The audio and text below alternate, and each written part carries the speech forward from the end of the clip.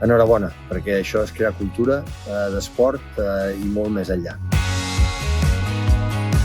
Dentro de 2 años, DAM celebra su 150 aniversario. Y aunque la empresa ha cambiado y evolucionado con el paso del tiempo, lo que no ha variado es nuestro compromiso con las personas y nuestra implicación con la sociedad. Somos una compañía con una larga historia que sigue manteniendo un espíritu joven. La ciudad deportiva DAM que inauguramos hoy es un paso más, un paso destacado en este viaje que continuará muchos años más y que supone un primer acto de la celebración del siglo y medio de vida que cumplirá DAM en el 2026. Felicitar-vos també perquè us veu prendre seriosament el 1954 i els 70 anys que han vingut a darrere el compromís amb l'esport. Això diu bastantes coses rellevants, a parer meu, de la companyia, de la DAM.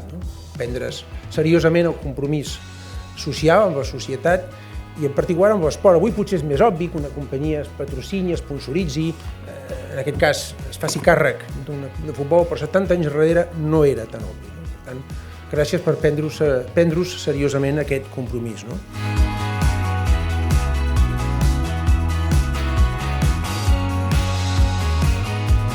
I aquest somni s'ha complert.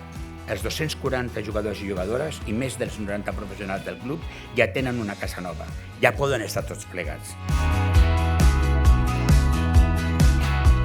El futur que construïm avui està ple de noves oportunitats i estic convençut que junts continuarem escrivint moltes més pàgines d'èxit en aquesta llarga història que ens uneix.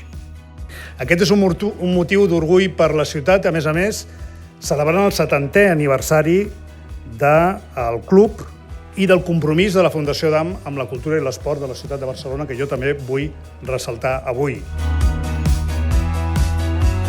Hola a toda la gente del Club de Fútbol DAM. Bueno, nada, quería felicitarlos por esta nueva ciudad deportiva y desearles lo mejor. Abrazo.